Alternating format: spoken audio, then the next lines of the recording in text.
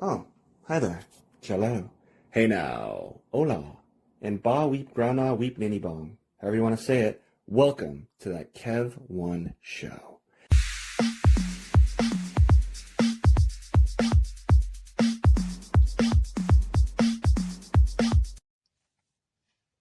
My next guest is an artist you may know from her Hollywood-based stand-up specials, all blown up all over the internet and such.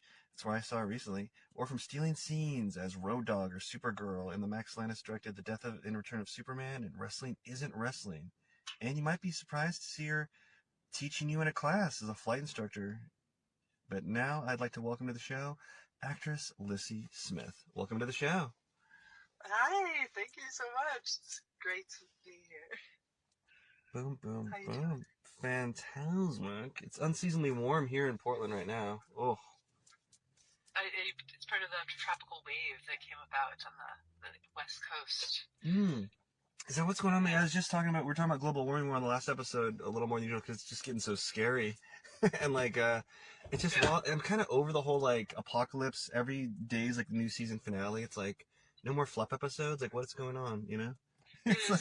Like, it's kind of annoying. It's like not cute anymore. You know? It's definitely not cute. You're at the gym and you're looking at the little 5-day forecast, and like I'm over like every other week it's saying historic high, historic this. I'm like, okay, cool.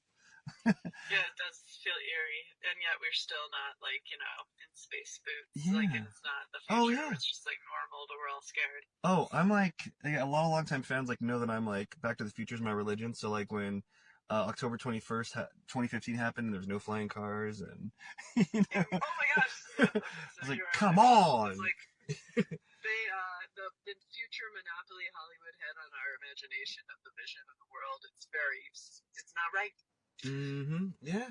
And it's crazy. I mean, like I've said to a lot of guests, you may know, like, yeah, when I was a kid, when you were a kid, probably you're right. Like the future was flying cars like that, and like teleporting and all this crazy shit. And now it's like, no, like, the future is the apocalypse apparently, and like we're kind of in it, like The Walking Dead and viruses and.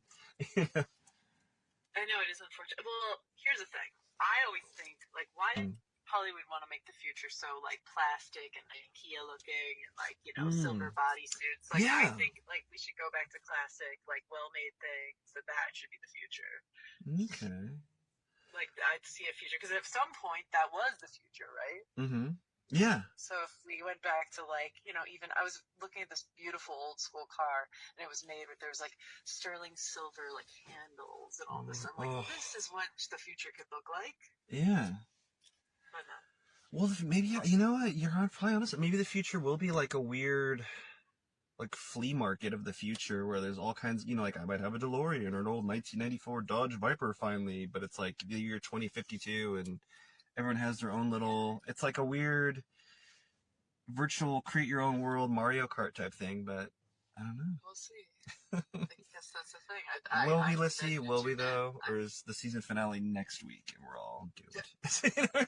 Hopefully not. Yeah, I guess that's the place. Just gotta play around and have fun. You never know what's gonna happen.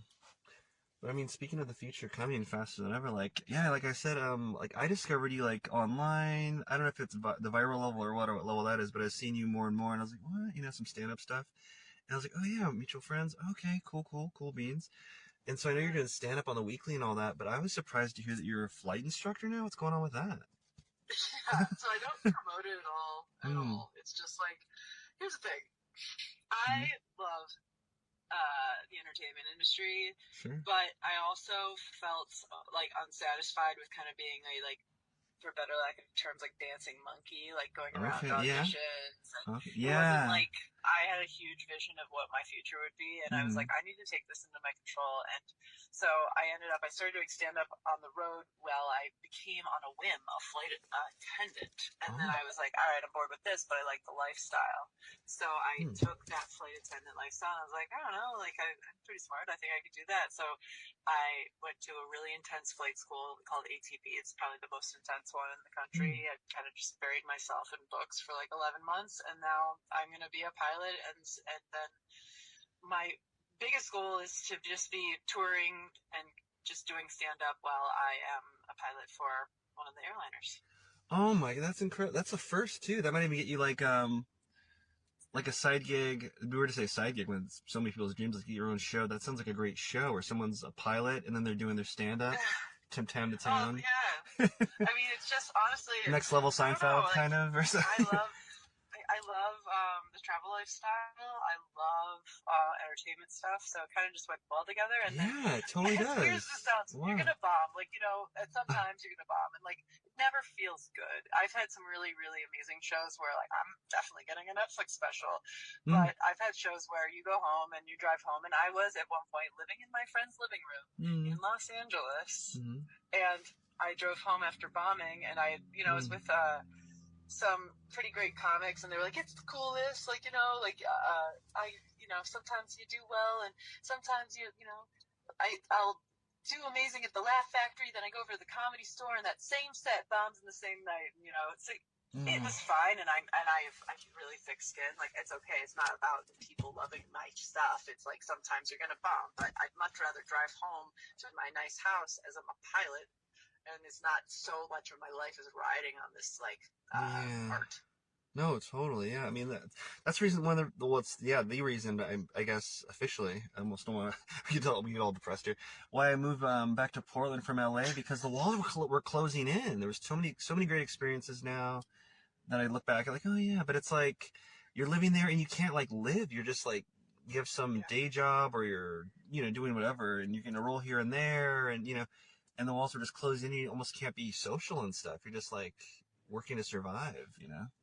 Oh, and I think people get stuck in this rut, and you meet so many, like, gorgeous and smart people in LA that are, you know, bartenders and servers, thinking this is the only way to do it.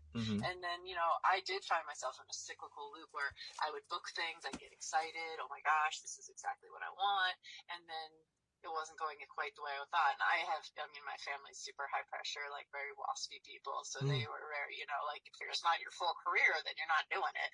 And so for me, I was like, super competitive with myself even. And so it was more of a, okay, how do I fulfill my own, like, goals and feel great while still doing what I want?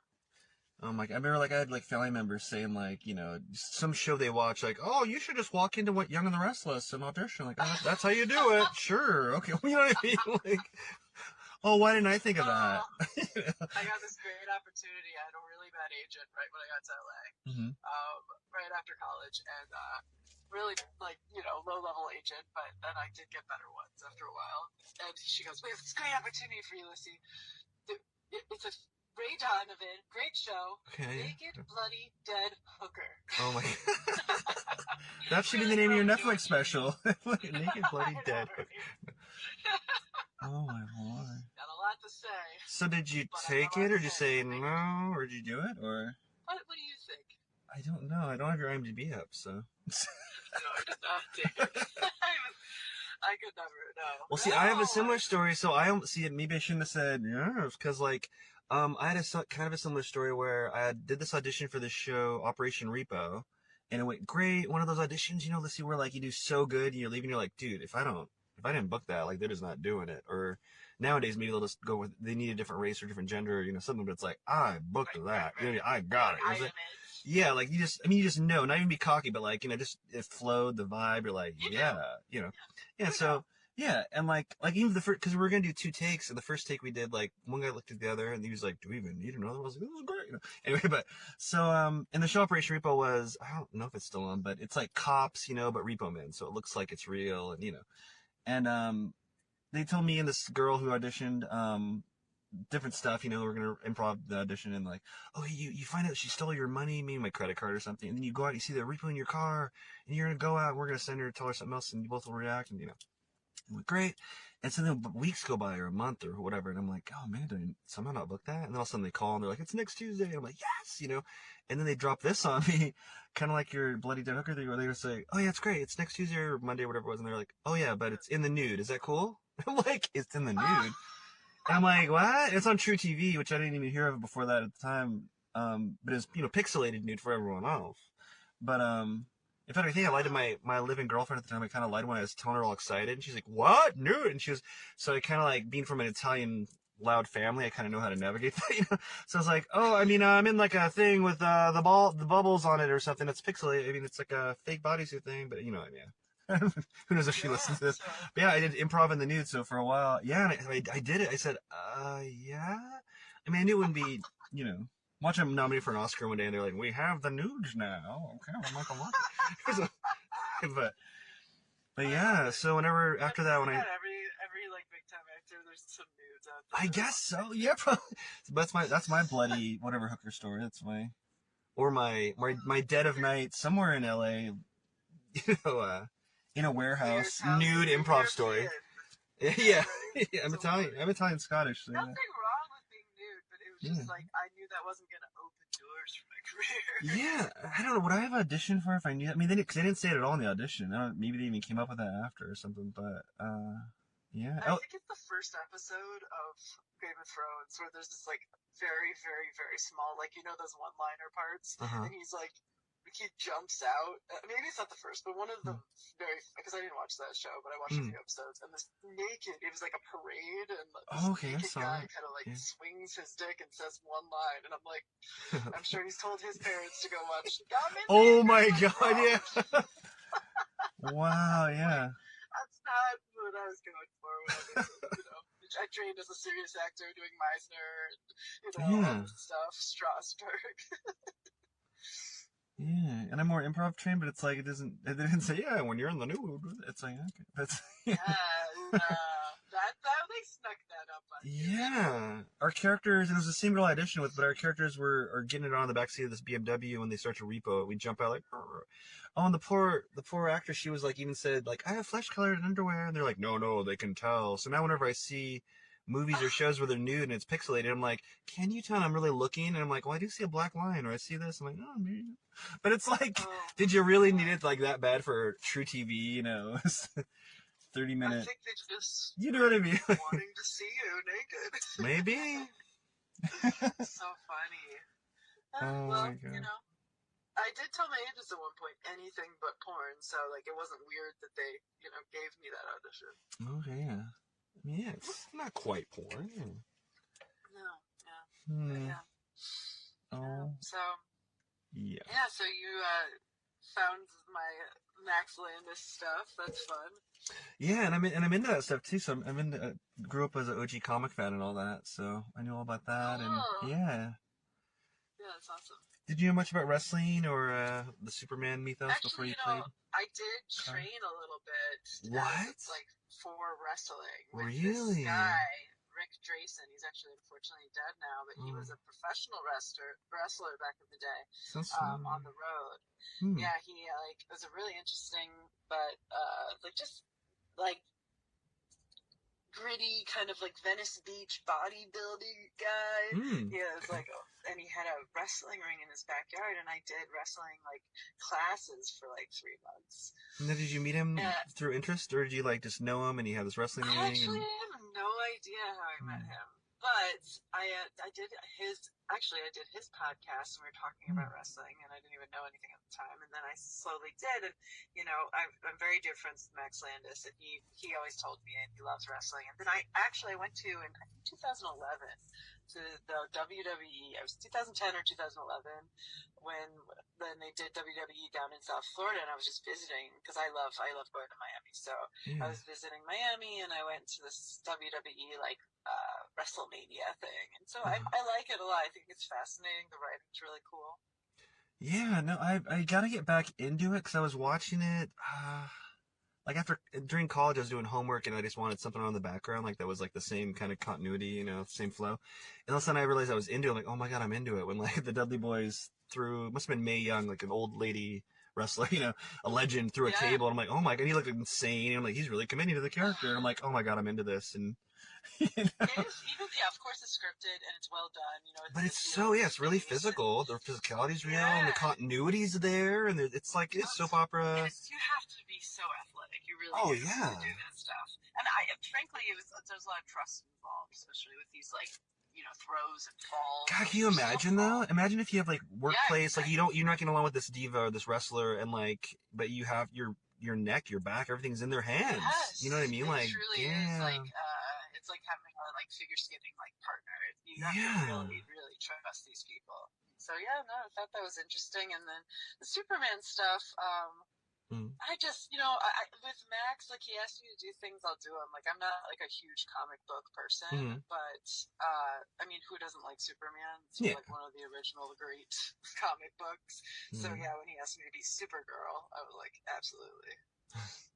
Did you do any research at all? I know it was a brief moment in it and everything, but I mean, or did we just like, what, did you find out like a weekend before and you're like, okay, or did you get in the mindset like just while driving there, or was it I think with that, it was, he told me beforehand, so that I just kind of, I like did a little of the research. I had the costume. He told me kind of the tone, the scene he wanted it to be like, and we just went for it.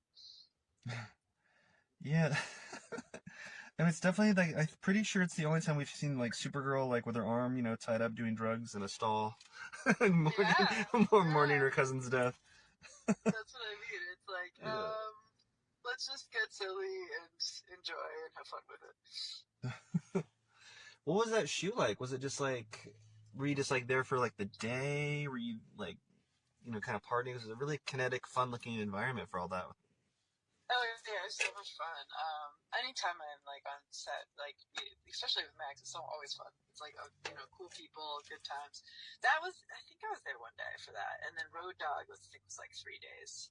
So yeah, and then I've done we went to college together at University of Miami. Oh. So I did a couple others. If you look back, he did this like drunk history so I did a couple other things with him. We, have our own short together that we did. It was like a whole day of us just hanging out, having fun, shooting like the most random stuff. And that was all like improv. Oh wait, like all the like Superman and the wrestling, or just the additional stuff? So the wrestling was not. Superman was totally improv. Wow. And then some of the other stuff we did that. We have a video on YouTube called "Go Lissy Go." Just it's me, and it's just us fucking around all day. It's very silly. Yeah, I gotta check that out later. Yeah. So who came up with Supergirl in the stall getting strung out, depressed from Superman's death? Max. Okay. That's awesome. I'd love to take credit, but no, I was just like, whatever you want, you're brilliant, love it. Yeah. No, man, I'd love to meet him one day, because, we got similar passions and stuff, too, so I'm like, wow. In fact, Triple H was my favorite wrestler. That's what got me, like, when I had to pick my first favorite wrestler, because, like, my reason was, well, he was in this huge storyline at the time with assaulting Stone Cold. He was the one who secretly assaulted him. And, like, but he looked like a He-Man action figure, which I grew up with Masters of the Universe, so I'm like, well, you can got me into working out, actually, too, so, yeah. So it's funny, I was watching that, I'm like, oh, the story's following Triple H, just wrestling as a wrestler thing. That's amazing. And the thing with that one is, like, he truly, I mean, he was asked to write for the WWE for a bit. Oh, I didn't know that.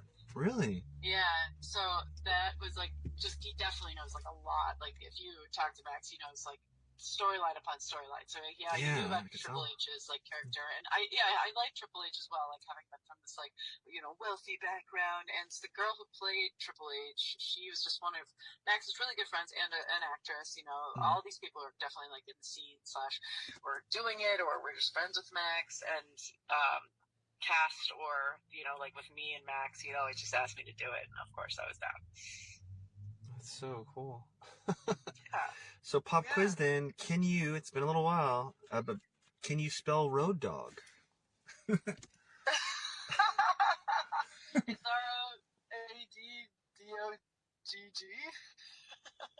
Road Dogg. I don't know. It's like Snoop Dogg, the double G. Yeah, close. But yeah. It's been D-O-G-G. Double G. So yeah, it was fun. Yeah, and then I did the dreadlocks. It was actually funny because I got like super super sick ass dreads for like the shoot. Oh, that was real. That wasn't a wig. Wow. Oh yeah. I love that. That's like my favorite look, but it's like I don't know, cultural appropriation. Yeah, nowadays I don't know. Yeah. It's not. It's funny. It's a black person who did it to me, and on top of that, it's actually originally a Viking thing. So I've heard that. Yeah. Yeah. So I love that look. I think it looks really cool, and I'm a little like I like that whole kind of like hip hop culture flavor type stuff. Yeah. No, same. I was I don't like saying this from Raised Black, but like I went to a all-black daycare, which took me to an all-black grade school where they called me Charlie Brown. So it's kind of like raised, This is important? so to speak, yeah, in Portland before LA. Like a childhood divorce. I mean, I saw my dad on the weekends. So I don't give myself like a crazy sob story like that. But my mom was a single mother, and so she dropped me off at this daycare center, which wasn't in the little Italian neighborhood we lived in. It was in like North Portland. And so, it had a black neighborhood at the time. There's less black neighborhoods now, but so it's funny. Like when I went to Martin Luther King Elementary, and even at that, I have a Dream Foundation scholarship because our good test scores for our grade. Yeah. But it's funny that like when I went to like middle school, we moved. They're like, we are the most diverse middle school in all of Portland. I'm thinking like, this is like all white. What are you talking about? It's just kind of funny. Wow. Yeah, it's funny. Portland gets like a funny rap. I've been there a couple times, and Portland is in my mind is Portlandia, right? So it's like coffee shops and like Portlandias, you know. So there's a lot more to it, obviously. No, yeah, no, totally. Yeah. So when I heard stuff not too long ago about like Portland being the whitest city, or maybe factually, it might have been some news stories. I don't know, but I was like, what? But maybe it's just because growing up, and then of course I keep, maybe not of course, but I have kept in contact with a lot of like grade school friends. They're still my adult friends, and yeah, but it's just so it's kind of funny. It's like you get in your own little clique, your own little bubbles, but it's like, and now Portland's just, man, currently, not the date to show if someone's listening to this later, but Portland is very kind of like New Gotham lately. No way. Big drug problem. Yeah. Oh yeah. Maybe if it's not known everywhere, it's kind of cool, I guess. Yeah, yeah. I haven't really spent a lot of time, but I probably should at some point. Come up. Hopefully I'll do some stand-up in Portland soon. Yeah. Like, as soon as I get back on the road, I kind of want. Is there any like comedy club? Oh, there's tons of comedy clubs. Yeah, there's a lot of comedy clubs, a lot of strip clubs, a lot of donuts in Portland. So very cool. All the stereotypes. But I'm excited about it. So I'm not a huge self-promoter, and I don't really do social media that well, which is obviously like not like the thing. I should be like much more on it. But I'm really lucky because I had my own mic for a long time in LA, so I was there and I met a lot of comics that were up and coming. So now, like that, I'm kind of shifting gears. I have a couple people who they are like headlining on the road, and they said, as soon as you're ready and you want to open on the road for me, like that's my first like step into touring on the road. So I don't really have to like do all the like side work to talk to all the promoters and stuff, which is pretty cool. Yeah. I don't have any like ties to any clubs, but I know Helium's pretty big here. I think like a lot of the big people go there when they're in town. Cool. Helium. Helium, right. Yeah. And there's a bunch, tons. Well, let's. I'm gonna get whimsical, but I'm kind of a hyper manifester. When I say it, I want it to happen. It's going to. Nice. Yeah. Yeah. Let's do it. Sounds like a Capricorn. Yeah, I'm a Pisces. Oh. Yeah. Was that a Jack Nicholson quote from Batman? Remember he says that? No, I don't know. When like Vicky Vale, Kim Basinger like says something, you're insane. He's like, I thought I was a Pisces, and he like tries to spray her with venom or something. I didn't know that. That's funny. That's just me being me. When I quote movies, I mainly quote like Hook. Oh, okay. Yeah. Rufy. Oh. Yeah, I'll be like, you're doing it, Peter. Oh my God. I gotta see that again. Cause that was so amazing as a kid. Yeah. Oh my God, Dustin Hoffman is like incredible. Yeah. Oh, poor Robin Williams, and yeah. Oh I see the Rufio guy in stuff. I remember that. That's one thing I got from Hook is like I see him in stuff here and there. I'm like, what? Like he's got that face, and you're just like, it's Rufio. Holy shit! As an adult, playing a drug dealer or playing whatever he's in, or you're like, what the hell? Okay. Yeah, I mean, some people make a resurgence, right? Even if they did just childhood stuff. It's cool. So Hook is your main thing. So if you're doing like a Max Landis style, like one of those films that like you were in with him, you'd be directing a Hook one. Like, here's the thing about Hook, or something like that. Oh, just nonstop. Yeah, just like it depends who I'm around, right? And like certain people are like right in that like pocket of pop culture with you, so you're just like nonstop. Like I think I'm pretty creative, so a lot of times when I'm saying silly things with people and riffing, like I made it up. But if I'm gonna go to movies, it'll be like that era. A lot of Robin Williams stuff, a lot of like just I love the silly stuff. I love Mrs. Doubtfire, all that stuff. Oh my God, yeah. I should watch that again. Yeah, and did like improv. Like comedy's like my favorite stuff. Where'd you study improv at? iOS and also Second City. See, I did the other one. I did a UCB on Franklin in Hollywood. Okay, cool. Yeah. Very cool. Actually, I did one round at UCB, and then I went to iOS. But yeah, what do you feel about improv? No, I love it. I don't know about the whole yes and rule as like a hardcore rule because sometimes you can still move around when people like do a little close off part. But no, I love improv though. I love improv, and for acting, I mean, I always do a little improv, or I try to, unless the director's like crazy strict about it. Like I'm like strict to the lines, But usually people give a little room because that's kind of how I naturally, at least, I can work in almost any avenue, but that's how I naturally kind of like become and gel into the character, like tweaking a little something, how the dialogue should be within reason, not like changing crazy lines, but But totally. In a little method. Are you method at all or no?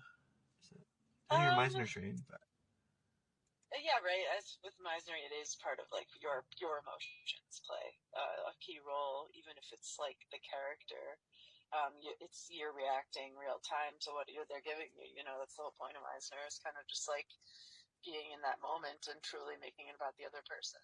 So I think it's hard for not to be about that moment, and your own person and your own feelings will shine through if you're really a Meisner trained actor. I remember a lot of times when I was auditioning a ton in LA, people would always like say, when I was in Playhouse West, they'd be like, you Meisner? So that's not always a good thing, right? Because it's like a lot of times you're looking for a certain tone, but if you want to be extremely present and know your own emotions, Meisner's the way. Have you done some training with Meisner or no? No, not officially for sure. Yeah, it's really interesting. Like because I did like 2 years of it, and I think it's a way to get to know yourself really well and be so ever present. Oh, okay. Yeah, well, I'll actually really check that out. Yeah. Yeah, but as far as like then trying to mold that into like using the tone of a show or that type of stuff, it doesn't really translate always. It's kind of like it's like part of it's like a layer of the cake of learning how to be an actor. Yeah. Huh. It almost sounds like meditative in a way. So yeah. Oh, it was really cool. I really enjoyed it. Oh, yeah. Actually, it was when I was really learning. So this is like, okay. So I never would get angry as a young child. Like there's, I just wasn't the type of person to get angry, but everybody has that in them, right? Yeah. And I was so excited throughout my Meisner training that I was like starting to develop like my like ability to get angry with some of the stuff. So I remember I was dating this guy and he like really pissed me off, and we we're kind of tipsy, like getting burgers at this place. I started yelling at him. I couldn't even believe I was doing it. It excited me, And I was like, we need to get the check. We need to get out of here. But I was more like I was interested and excited the fact that I got that emotionally charged. You were like doing the work, but in real life. It was all the training. It was like, that's probably leave it. So yeah, my method-ish. So yeah, I try not to be though, because like that, you feel like I don't know, like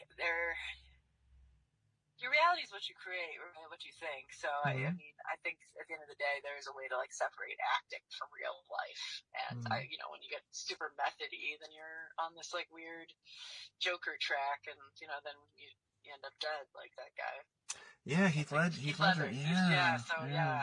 It's like I don't think you need to delve in that. Yeah. So I don't know. I mean, I remember hearing about method as a kid, and I was like, okay. And I think I always had this kind of way I was always acting where like I called it method, but it's like I could keep it in my head. Like say if I was playing the Joker, I'd be like, okay, I'm doing it throughout the week. This is how Joker would do this, but I wouldn't be like an asshole in public or something. You know what I mean? Like throwing fish at the store. I mean, but it's like, okay, like I would just have that mindset. Like, what would Joker be doing here? And maybe showing it more physically in your house or something. But yeah.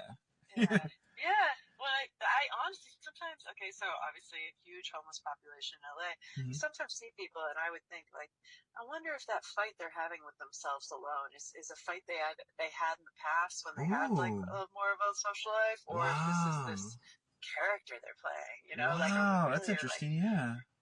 I don't know, I always look, because everybody's from somewhere, and you hope that like a lot of those people had people who really love them, and it's like, well, how does it go to that point?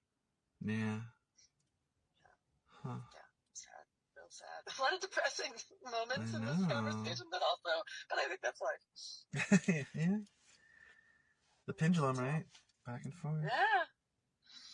Yeah. Oh, so I don't know. So, is there there's a pretty big acting scene in Portland? There is. There's a lot of creatives and stuff in Portland. There's a huge film-wise. There's like kind of always like horror movie, like independent horror film stuff going on. It feels like.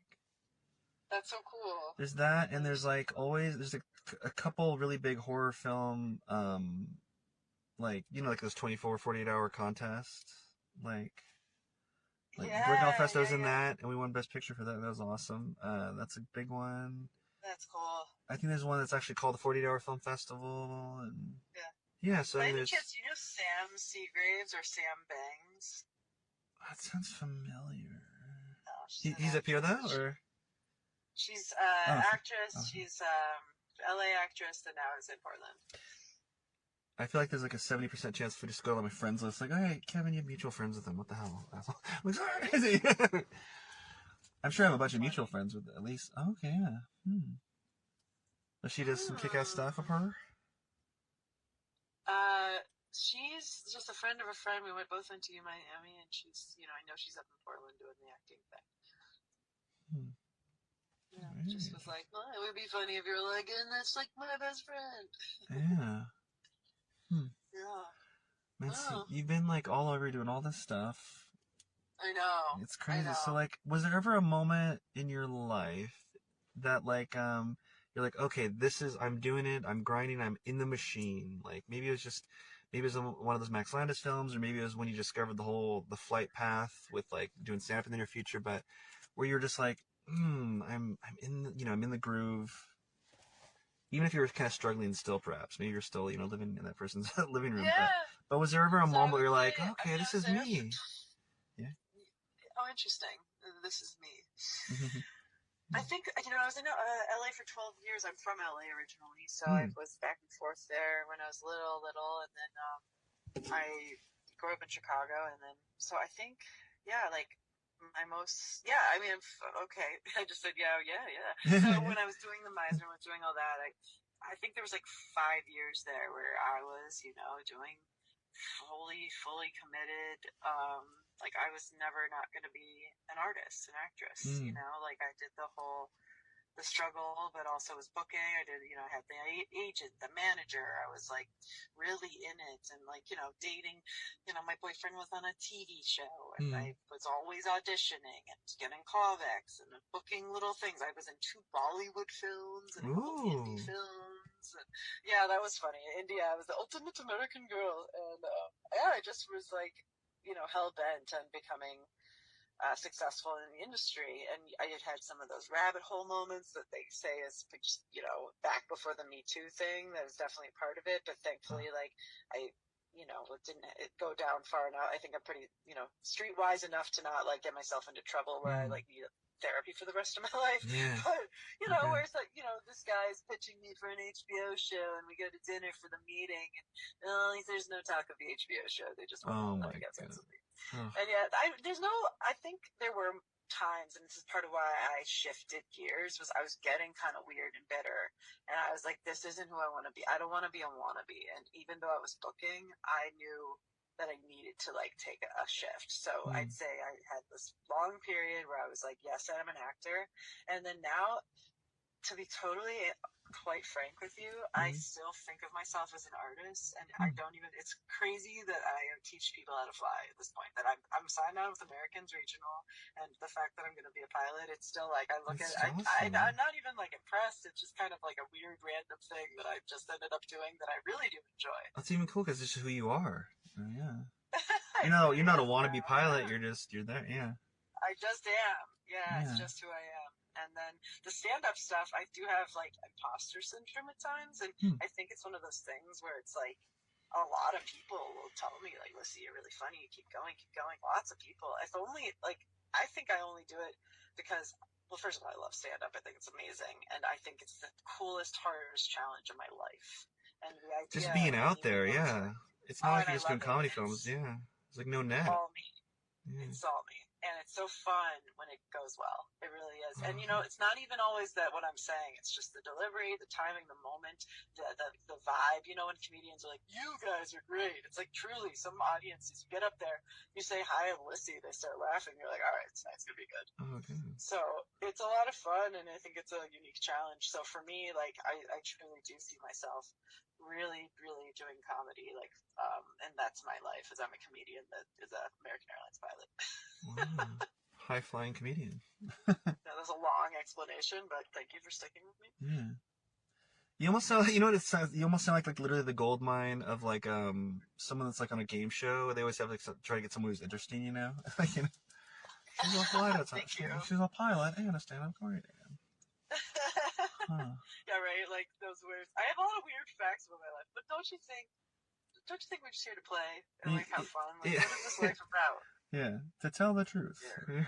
What about you? Like, do you see yourself just doing the arts, just doing that, or is there more beyond that for you, or are you an artist all the way through? Yeah, at my core, yeah, no, for sure. I just kind of knew that, 'cause even like I remember in grade school we had those like what do you call that kind of paper where there's the lines and it teaches you with the dotted line how to do uppercase and lowercase and then there's space above to draw. I remember the day where they're like, write down what you want to be when you grow up and draw it, you know. And instead of just writing it and draw, I wrote it. Then I didn't just draw it. I like made like 3 little panels, like, and like one was stand-up comedy, one was comic artist, and one was pretty much acting or something. But it's kind of funny. Cool. Yeah, but I know I wanted to do comedy stuff. I can draw all right, actually. I say I'm a worse artist than I am at drawing, but like, you know, like, I don't know, if I'm doing storyboards, I have to draw like arrows for perspective. Like, he's not like, doesn't have a giant head, guys, or whatever, you know, but. Yeah. But no, I always loved comic art. Like, I could always like pick up like, oh, that's Eric Larson drawing. If I see like a shirt at the store, I'm like, that's a Jim Lee drawing. That's a whoever drawing, you know, and. Wow. That's not just Venom. That's Todd McFarlane drew that, or, you know. Yeah. That's amazing. So I always just kind of knew it. And I always knew I wanted to be an actor, because I remember like kids like saying, I don't know, maybe an astronaut or something. Like, I was like, I just knew I was an actor. Like, I don't know if it was after the first play or. So cool. I feel like I was watching Michael J. Fox put his hands in his pockets on like, must have been Family Ties or something, or I don't know, this was Teen Wolf or something. And I was just like, that's so cool. And like, and I just knew he was working. It wasn't like he was just playing this character. I'm like, yeah, that's what I want to be, you know, I'm an actor. That's so cool. Yeah. It was like an epiphany. It's kind of like my favorite color. Like, I always knew it was orange, like, when I had that moment. It wasn't just like, oh, red's cool, black's cool, you know? Yeah, I do know what you mean. Like, this is what I love. I was being driven home You're so lucky. Oh, yeah? So many people don't even find what they want, you know? And I'm with you where it's like I've always, like, just listened to my gut. Like, who am I, really? And I almost find it's like a luxury, too, you know? But it's something you created yourself to say, like, I'm going to pursue my real core values. Like, who I really want to be. Like another thing, too, that led me to the pilot stuff was I kind of was listening to, like, the whispers, I guess you could say, where I was like listening to like what was, and this was smacking me in the face. I mean, I had so many people that were just like, when I was doing the flight attending, and that was not a challenge at all. So it was kind of like, I just literally was like, okay, this is it. I'll do it. Oh, that's so cool. It's a lot of fun. It's a lot of fun. It's really cool. Oh, the other thing too is, you know, you put in the work, you get the thing. Yeah. Oh, you actually get. Yeah, you actually become a pilot. Yeah. Yeah, you get the certification. If I put it in the work in LA, I mean, I put in a lot of work, and I felt like, we'll see. Huh. That is so cool. So you're in Florida right now training, right? Yeah, it's this and Arizona are the best place for flight training. Since I've had affinity to Florida, I'm down here for flight training. I don't see myself staying just because it's like... Weird place, or... Yeah, it's a weird place, but I love the weather, and I love it here. I just don't know if it loves me, per se. Like, I do well here. It's weird, actually. The most I've ever learned, I a lot of yeses here, you know. Anything I ever wanted to book here, I got it. Like, on a whim, became a Miami Dolphins cheerleader in college because somebody, like, dared me. I'd never cheered or danced before. So I always get a lot of confidence and, like, good vibes down here. The only thing is my personal life down here is not great. So I probably will just be here for flight training and then go to the airline. And then come back to either LA or just somewhere. Yeah, what are the average people like then? Like, not a lot of artists per se, or just kind of douchey? Or, I know they're like usually stereotypically they're beautiful-bodied people in clubs. I mean, that's what the outside world knows about Florida, at least. That's a lot of it. Is that it? Oh, okay, it is. It's very superficial, very vapid, a lot of surgery, a lot of oh god, yeah. a lot of people I find who are like content just floating and partying. Wow. You go out on a given night and you see these people like in their late 30s, early 40s, and they're just out at the bars, and you're like, this. It just doesn't feed me in a way, you know. Like, just people with like a lack of direction. I'm sure there's like, and here's the thing, I have some really good down to earth friends down here too. So it's like you just have to find your people, you know. There are normal ones, and then a lot of swingers, a lot of people doing a lot of drugs. Like it's just a funny place. Wow. Yeah, a lot of like former athletes that are just, you know, swinging their D around. Yeah, so it's just party town, kind of like that. Wow. Yeah. Did COVID? Yeah. Well, COVID obviously put a dent. Did like the COVID, and then we had the writer's strike wouldn't affect Florida too much typically, but post COVID, post all that, like, did it change the party scene in Florida? Do you think forever, or no? Did it just ramp back up, or? So here's the thing: as someone who doesn't really party anymore, I can't touch on like beyond my own senses of like talking to people that I've known for years down here. I can say this: everything has shifted heavily. The early 2000s was a very special time in like Miami's history. I think that there was a lot of different times that were really cool down here, but the early 2000s and like the 90s, if you're like a drug lord, but early 2000s, there were always the celebrities were coming down, always having fun, always tons of money, tons of Miami Beach was hot. It was so much fun. You could go out like all the time, and everybody wanted to have a good time. I had a great time when I was in college down here, and when you're a 21-year-old, having been a Miami Dolphin cheerleader, everything's just moving. Yes. So what I'll say is Miami Beach is no longer that great. It's very unsafe. Most people don't go there. There's not great clubs. Going out is in more midtown. And then there are still clubs and stuff, but it's just shifted. It's different. It's a lot of tech people from the COVID shutdown made a lot of people move down here, which shifted the economy and shifted the way like people like socialize. But you can always find a party in Miami. I just think things were a lot better back in the day and much more. There were really huge, really cool clubs. Where now it's like a little less of the club scene, a little more like restaurants and overpriced kind of bullshit.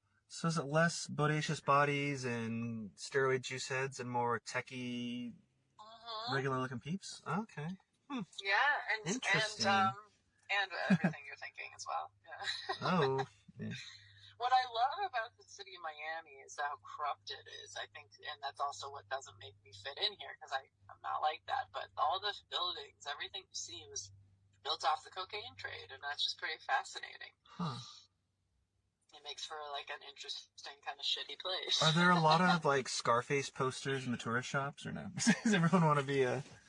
I guess that's the thing is I'm not a tourist, so I don't really know that. But there's the mannequins have huge fake breasts. That's hilarious. Oh my god. Yeah. It's so plastic surgery is so wild. I mean, like I would have never need it, and apologies to anyone who needs it. But I mean, it's just always so funny. I remember in LA, because I never saw it typically. I don't think I ever saw it at all in Portland before that. But when I moved to LA, I was like, whoa! When you go to parties or just around, I'm trying to remember some of the restaurant names, but like you'd go there and you'd see just someone with like that face, and it's kind of like the same face. It's just so weird. And it's kind of like it's funny when they have like a great body and they have that face, and you're like, well, geez, like face. Yeah, it's like why did you? It's like you're obviously at least 40, late 40s, 50 or something, because like 20 something who you're trying to look like wouldn't get that work done. It's just kind of. Yeah. It is. They're all getting the same face, huh? Yeah, I'm saying that same because I watched some reality show recently, and a lot of them had the same face. I was mixing up the housewife people that were on it. Yeah. I think I was watching The Traitors, that reality show where a bunch of different celebrities are. And I'm like, what? They all have the same face. Even Kim, she used to look like sexy Jafar, and now Kim Kardashian's got that. Dude, I remember when Kim Kardashian was new, and maybe it's because I was raised black, like the booty, and like and now it's like, in the most non-black accent. I know. Well, there's a time where I said like, and I don't even know Eminem's up there, but I just said I was raised black. That's why I don't talk like Eminem. And they're like, what? Exactly. But yeah, no, Kim Kardashian went through those changes, huh? Because, Oh my god, yeah. Yeah. So ridiculous. Plastic surgery. And not to knock anyone, because who knows the reasons, but I remember Chloe was the big one, and now she's like, is she the hottest one? It's just wild. I don't know. I know. Well, it's also, I think aging is tough, especially for people who feel very, like, centered on their looks. And I think this is like, especially entertainment industry so vapid. It's like, I get it. Like, I don't want to do all that, but I understand, like, aging gets weird, especially when, like, a big portion of your life, people, like, really, like, focused on how great looking you are, Yeah. And, I mean, and the lips, too. Oh, yeah. Oh, don't get me started. Don't even get me started. Don't do it. Oh my god. And, like, apologies to people. Oh, yeah? Yeah, Dave, sorry. Oh, no, what were you saying? Do you remember what? Dave Chappelle, he had that, like, really funny joke back in the day about, like, how Michael Jackson got work done, obviously. He's like, but, I don't want to knock him. He's like, I was thinking back to this work done. I want to Botox my balls, make them smooth as eggs. So, yeah, I don't know. I haven't reached an age where I'm like, I feel beat up, but, like, who knows? You never know what you're going to do. Yeah. I just hope I don't go to that, like, bloaty face look, the face. Dude, I know. It's like, one thing that's funny, it's like, I remember, like, years ago, I might have still been in high school, but, like, I remember when, like, you saw those commercials for hair plugs and Viagra might have been new or something, or they're talking about it everywhere. And it's like, oh, cool, so whenever I'm old, I won't have problems with that or that.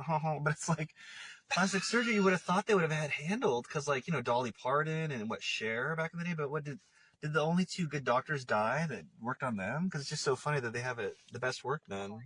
Off the top of my head, at least. I don't look at encyclopedias of plastic surgery, but you know what I mean? Like, yeah, Cher always looked good. I remember, at least growing up, that was the stigma. Cher's immortal, not like Cher looks fake. And, Cher does look amazing. Oh my god. I haven't Googled her recently, but I mean, yeah, and Dolly Parton, she, it was known she has fake breasts, but it's like, that was even before the 90s porn star giant, giant bigger than basketball, like, was in for that. So it's like, well, I don't know. They were. It's like they lost the sauce to plastic surgery or something like that. It's like, how is it not, like, way super better now? It's a great, you have great ideas and thoughts. I don't know. I mean, and I've watched a lot of, I watched Submission Impossible. Well, those are masks. But, like, even so, I had a soap opera, Young and the Restless person on not long ago, and, like, they have storylines, where they have plastic surgery, and it's not even supposed to be that sci-fi, the soap operas, but, like, we're in Young and the Restless, someone had plastic surgery, and she looks just like Lissy Smith, and she's gonna impersonate her, and, but it's like, yeah, we can't get away from just that one face everyone has who gets the facelift. It's kind of fun.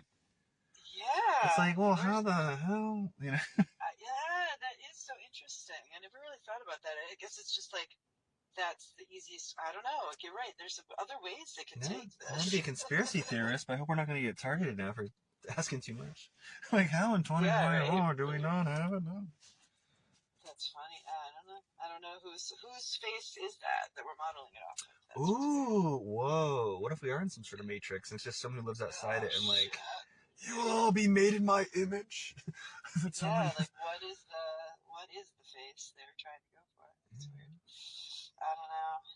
It's very, it's depressing thinking about it, to be honest. But yeah, I hope I never want to get work done like that. Yeah, I mean, I take care of myself. I'm on the keto diet, and I go to the gym often, but, like, inspired by Triple H, but, like, not on steroids and not anything like that. But I mean, like, yeah. Do you have any not too BTW beauty tips for anybody, or wants to maintain naturally? Well, I mean, a lot of people do say my skin's looking pretty awesome. I love skincare. I think doing a regimen and actually doing it, not skipping. And then I would say lots of water, no hard drugs. I need to drink more water. Yeah. Stay out of the sun. I know that. I always wear hats. Yeah. Yeah, I always wear hats. I always have sunscreen. I'm Italian American and Scottish, but I just burn. I don't even tan. So when I was going to go to LA, I flew there before that just to make sure I didn't burst into flames. Like, can I live here and all? Like, but yeah. Yeah, to cover up. And then microneedling, I've done that a few different times. Well, actually, probably like once a year for a while. It's like an advanced facial, and it really resurfaced my skin. Like, I think I've really delayed my skin's aging by doing these microneedling, because it kind of resurfaces the top of your skin. Yeah. Really? So maybe I'll do that. I love it. It's really great. So you just have to be able to not have to go in the sun for a few days after, because it's definitely you have little to invasive, but it's undisputably. not bad. Okay. So I'd want to do it on a Friday or something where I can stay in for the weekend for sure. Okay. So it Or was do vacation. originally for people with like, like scars from acne or like having gotten into like a car accident and it resurfaces. You can do a few treatments and it will take off like a lot of skin and regenerate the top layers of skin. And I swear I look younger because of it. I mean, I'm definitely like age appropriate looking, but it's weird.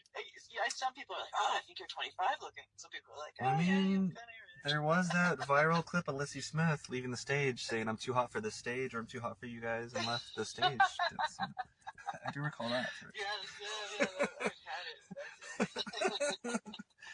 It's like, I don't need to do this shit.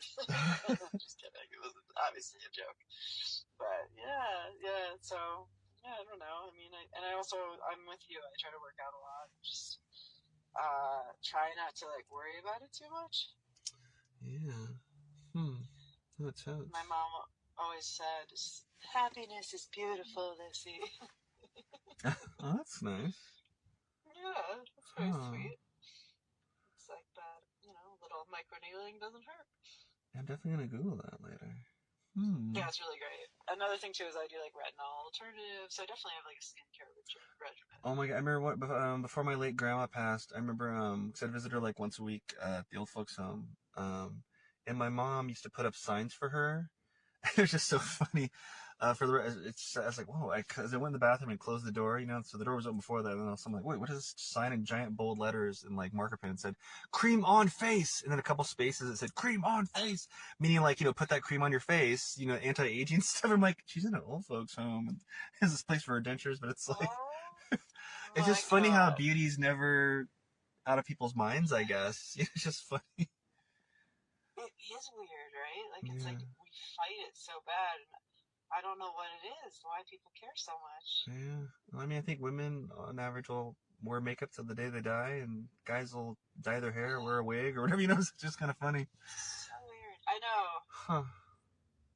I'm, like, very single right now. I was thinking, like, why do I, like, when I've dated people, like, seriously, why do I get so concerned with, like, oh, I shouldn't, pretend I don't poop and don't wear my mouth guard too much, and, I'm like, I'm never going to do that again. I think I'm going to be so comfortable with my own self in the future, to the point where it's, like, maybe off-putting.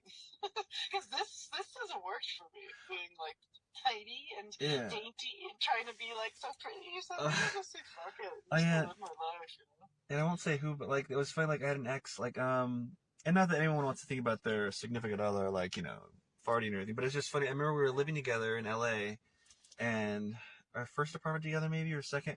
I was walking around looking for her, and I just wanted to like put my arms around her from behind, go, love or cuddle or something, before I was whatever I was doing. And I was looking for her, and she kept walking fast to another room, and then all of a sudden I get to her again, and she's like, get away from me! And it was almost like the energy of like, she's gonna turn into the Hulk or something like that, like, run! And she had to do that, I guess. She was looking for a room to be away. It was just kind of funny, but I was like, there's this weird, I'm like, oh, I'm gonna go cuddle her, or something like that, Like, if she's in a room, I wish I had a POV camera of like coming toward her. She turns around like, get away from me! It's just like, what the? We never had a fight, I don't think, at the time or anything. I was like, oh, what the? So I was super in love with this dude, even though it was like short-lived and it was a really crazy experience. But we had this like weird comfortability, and he was like joking around, being ridiculous. He was like, he sneeze farted. He did it. Sneeze fart, and I was so like enamored by the fact that I'm like, I can just be myself with this person, like from the get, and like that is what I'm looking for, man. I don't even care. I'm in a weird to people out. I love that. Because what I've been doing hasn't worked, Maybe the guys, maybe that's a tip for you guys. Fart. Yeah. Maybe. Just be you, enjoy, and make me feel comfortable to be me. That's like why we all like holding in our like gases. Do your life. Yeah. I mean, there's some decency and modesty, but it's really nice just to be. I have a friend. She's really, really crazy chick. I love her so much, but I've never met someone who's so comfortable in their own skin, and it's very attractive, even though she's crazy. That's part of it, I guess. She's like minorly handicapped. She's really cool. She has these huge fake boobs that are coming out of her dress, but she's super smart and super comfortable with herself. And so it's very, like, puts you at ease. Very cool. So men make people feel comfortable to be themselves, and women do the same. Yeah, definitely. Yeah, that's a two-way street. Let's see. That's the love portion of our podcast. Yeah. Poop and fart and enjoy yourself, because life is short. Everyone poops, and if you admit it, maybe everyone will love you. Maybe. Or, at least, like, be like, wow, that person is not afraid to just be. Actually experiencing the human experience.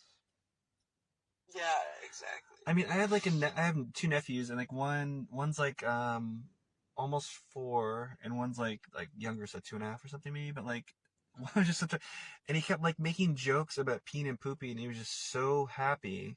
And then he was sitting next to me, and he's like, he looks super content. He's like, I'm peeing, I'm pooping. And I'm thinking like, but I'm part of me is like, oh, that's funny. He's content, but I'm like, is he peeing and pooping next to me or something?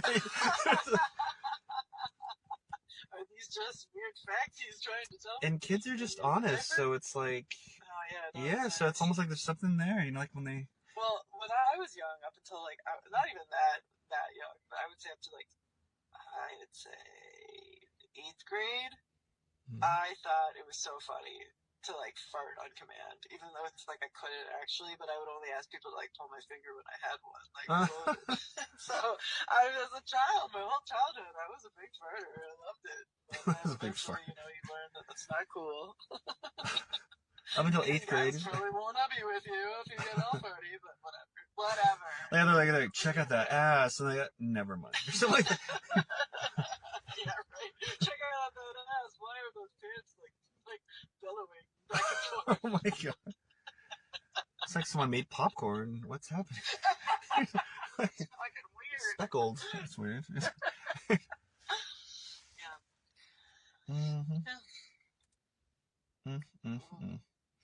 Oh no, let's this see. is the perfect awkward pause. Let's just pause. Like, Anyways, how long is your podcast usually? Oh, it just varies. It could be like 15 minutes. It could be an hour. Yeah. That's cool.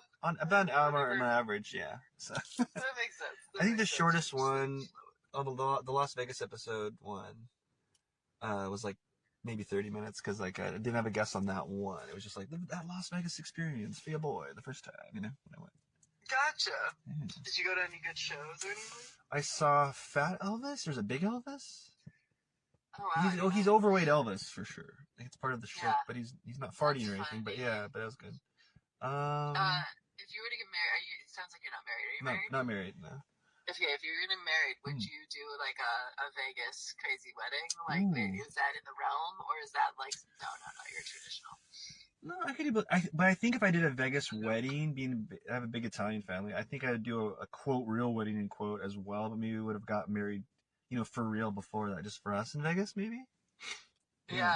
I don't think I would do I wouldn't be against it if it's not how it shook out, but there is like a scenario where I can see myself eloping in Vegas, but I also don't think that's the route for me either. Yeah. It depends who you're marrying, right? Yeah. It depends like what phase of life you're in, what you're doing. But yeah, I mean, there could be something where like, say we're dating and we're in Vegas together and we just realize we're both the one and we're there and it's I don't know, I could see something like that maybe. We're really like impromptu crazy. Yeah. Feels like middle school love, but real or something, Yeah, I want to get married at the Grand Wailea and Maui, and like people can come if they want. It's like not necessary, but I love that place. I really enjoy it. Oh, I gotta go. I've never been there.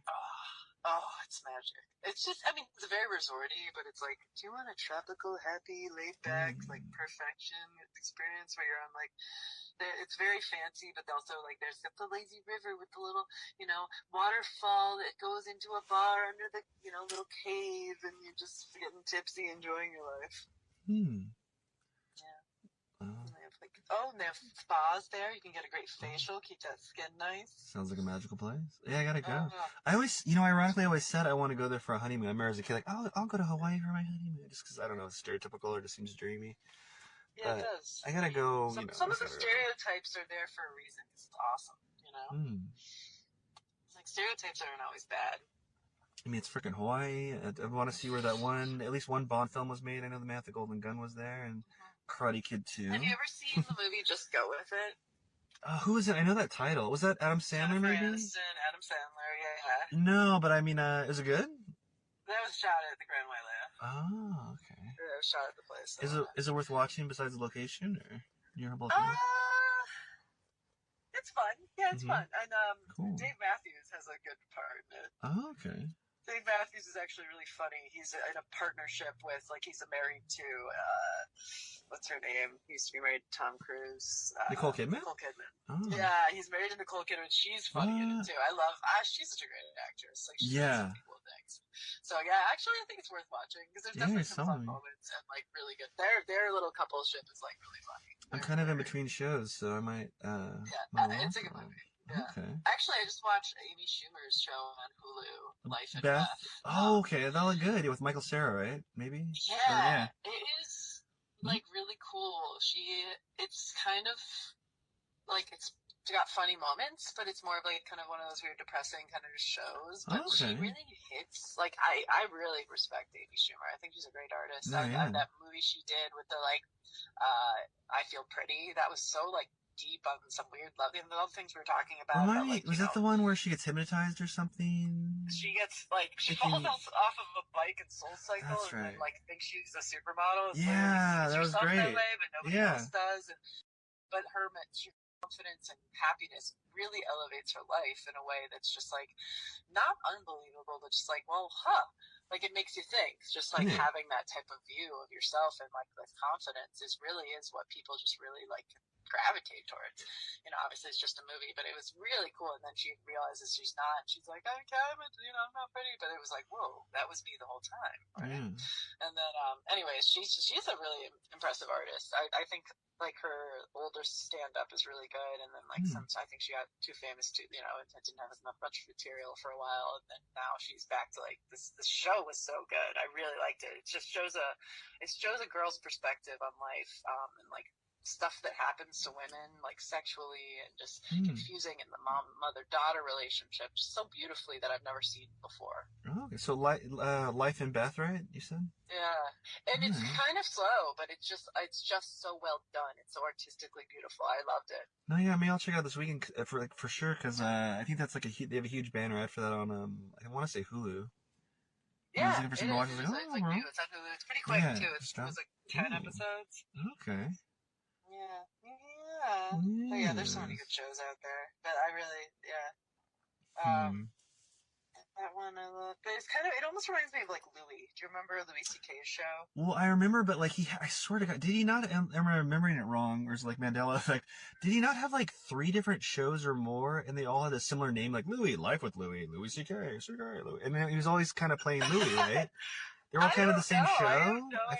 He had at least 2 where I could bet $1 million. I could bet. But I mean, I feel like he had 3 or 4 where people just loved him and his vibe. They just loved it, and so they just made the same show. Well, in this one, he's a single father, but he's Louis. He's him, And then this one, he's single, but he's an electrician, but he's him. It's he's always named Louis. I don't know. It was something like that.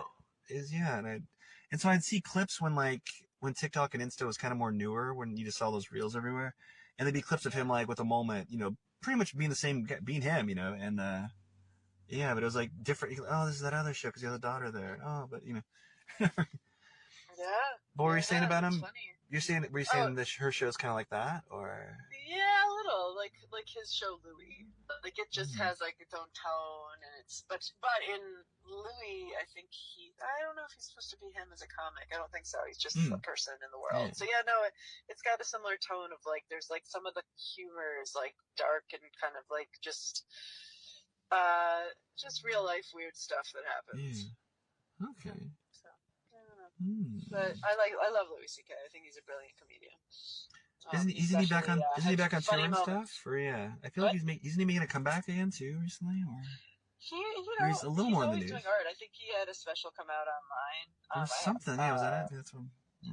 Yeah, I hope so. I mean, he's obviously got some weird stuff personally, but so does a lot of people, Tom Cruise is a pretty weird guy, but I think he's really amazing. Actually, he's like a fantastic aviator and actor. Yeah, like, he flew in Top. I remember in Top Gun Maverick, or maybe I don't know about the original, probably not, but the newest one, he like did a lot of most of his flying, and he's in this movie American Made too, where he flies, and he's very just he's an incredible human. Like, he's very weird, but like, as far as talent, I remember that because he got in the argument with Lauer or whatever about whatever, but because like he's always been an amazing movie star, like from forever, and like he's always given it his all, and like even like I binge watched a lot of the Mission Impossibles recently, and for the new one, he's just incredible at that. Yeah, it's like. Yeah, Michael Jordan mentality, like just be the best and work hard, and it's hard to deny that. Yeah. I wouldn't want to. You do your own stunts or no? Yeah, exactly. Yeah. Not to brag, I do my own nudity, even on improv. Apparently you do. The one episode where there's nudity, like, oh, hey. Did you work out a little extra before you did your nude scenes? I don't recall if I did, but I must have, because I know I was working out or anything, because it was after I discovered Triple H in Portland before LA, so I was working out on the regular, but I must have. It's funny, I don't recall if I worked out extra. I must have been working out more hardcore for that. But I remember like doing like sit-ups when I did this Neil Simon play in high school. These one acts. Which Neil Simon play? Oh, was it? It's one. If you're really familiar with it, you might know the. I might be able to put the name on multiple choice, but my character was cheating on his wife, and he had like he had a hooker and the girlfriend of the person he was cheating with, like in the other room hiding or something. But I remember in the scene I had like some red silk pajama bottoms, and my girlfriend or my wife, must have been the girl cheating, probably had like the top. And so I was going to be topless in high school during it. So I remember like even like putting paper towels for the bathroom on the ground in the high school and like doing sit-ups before the play. I don't think I told anyone that ever. God, that's so fun. That's adorable. Like, imagine. Like, that is such a cute 16, 17-year-old Kevin, like. That's the good stuff, right? Yeah. I'm doing sit-up crunches on the cold tile bathroom, both paper towels. That is so funny. Just it's in like case. The weird things you do behind the scenes. I remember that, but I don't remember for this TV show. Like, I'm sure I did, worked out more, but I really don't recall like I'm on a diet or I'm doing, I just don't recall. It's funny. Yeah, no, I get it. So I dated a dude. You've mentioned Young and the Restless a few times. I dated a dude who was on that show for a while, and he would have shirtless scenes, and he's like, "I'm gonna work out extra hard, babe, for this week." Yeah. Did he say he couldn't eat something with you, and you're like, "Hey, pizza night, right?" He's like, "No, or no." Just no, a job. He wasn't like that. He was like, no, he's not a high maintenance weirdo. Oh, who did he play on it? If it's wasn't a painful break, because I probably know of it, because I was talking to someone about YNR. Was it someone he was on for a while, you said, or?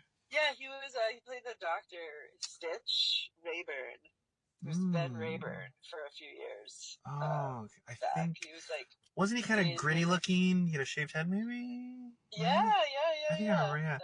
His name's Sean Kerrigan. That was my ex-boyfriend. Oh, okay, cool. Yeah, I'll definitely see. Maybe my biomon, my aunt will finally listen to the show, because he listens to certain episodes, and it's like, hello, YNR. Because when I grew up, like they loved YNR, and I remember to the point. So I watched for a little bit. Oh, you are like, black stories. Yup, yeah, my stories. But like all the women in my family would watch it like all the time, and like So I remember passing the TV so many times, you just want to watch Ninja Turtles or whatever, and like you're passing it and it's just on. So I remember one day, like it must have been middle school or high school, because you felt like a young adult, and Victor Newman, the guy with the mustache, like takes his picture off the wall and breaks it in like his office. He's like, "You got that?" And I'm like, whoa, that's not how Victor Newman normally acts. Something crazy's going on. I was like, oh god, am I into this? So that's why I watched for a little bit. And then that is so funny. Oh yeah, he's a badass. That guy's cool. Yeah. It's a real man there. He had such a huge career. I mean, he's been on that show for so long. I think he's been playing that role since, longer than our life. Oh, he's been playing a character longer than we've been alive. Isn't that crazy? It's like, what? Isn't that nuts? Same, actually. That's wild. Pretty nuts. Yeah, it's like, I mean, it's a good gig. It's a really good I would totally do that. I mean, if like all of a sudden, like I'm playing something in Young and the Restless, but then like, they want me to be like the new Wolverine. I mean, I might have to make a tough decision, but I'd hope that if I can get I guess you don't get time off. Yeah, that's right, because they don't have seasons off, do they? No, but you could maybe like, in your have contract. Like, your character gets sick and just like be like, on hiatus for a while. Yeah. Yeah, you never know. You never know. And a lot of, like, what's his name? The guy from... He was on Y&R for a while, and then he was on This Is Us, and he's... Oh, I totally know, adorable. because I'm a pop culture weirdo. Justin Hartley. Yeah, the Green Arrow guy from Smallville, briefly. So Justin Hartley, he's horrible? his career is really taken off. Oh, I think he said, is he horrible, as he said? Or taken No, off? he's wonderful. Oh. I don't know him that well, but he seems like a lovely guy. Yeah, he seems nice. And he was on Y&R for a while. So a lot of, like, pretty big stars come from the stories. Yeah, didn't Buffy? I think like a great Buffy guy. did. And yeah, I think Buffy the Vampire Slayer Sarah Michelle Gellar came from it. I'm pretty sure. Right? I remember hearing that, I feel like, at least. Pretty crazy, right? Yeah. So, like, job's a job, and I think you can definitely, like, get your chops, like, acting on soaps. Mm-hmm. So, yeah. I knew this. I'm trying to think. I knew this high and mighty actress who was too good to play a bloody dead hooker, but I'd tell her if she was here. A job's a job, okay? You know. As she simultaneously is telling you, I don't think I do. Too good. Drinking her wine, talking about Meisner. Head in the clouds above us all. And now, I've got flying and standing up to do. It's just my calling. That's it. The pilot that hotboxes, perhaps, since you're saying no shame. Absolutely. You never know what's going to happen in life. No, I want to film like a scene, like me and Max will direct it, where like this stewardess brings in like a kid who's terminally ill, and all his last wishes he wanted to like be in the cockpit, and like but the pilot hotboxed it with their farts, and like. Yes. Oh, Timmy, this is legendary Captain Liz. Oh, so when they come in. Like you pulled a Sully before that, and you're like legendary. And then I just like let a big fart rip. It's like I'm so confused. She's so comfortable. But then the twist is the kid's like awesome with his little gap in his teeth. Exactly. Mm-hmm. I mean, you never know what's gonna happen. Mm-hmm. Do you go to LA a lot? Are you planning on going back, or is it kind of just like? Well, see, I think I'm where. Yeah, I think I'm at where I could say officially. Because when I first came back here, it's like I was definitely not shutting the door on LA, but I was like, I gotta like make more. So I was gonna focus on screenplay writing, and then I still had that. You may or may not know about it because you have some big agents. Sounds like LA Casting or Casting Networks, whatever those sites were. And I was on there, so I was still looking at it, and then like it said. Because it still said I lived in Burbank at the time there. And I was looking at it that day, and I was like, cold case files, playing a real-life murderer. And it's like, must be willing to travel to Portland, Oregon, where we're filming. And so I typed in, like, I'm actually from Portland, and I'm here right now. You won't have to pay for lodging.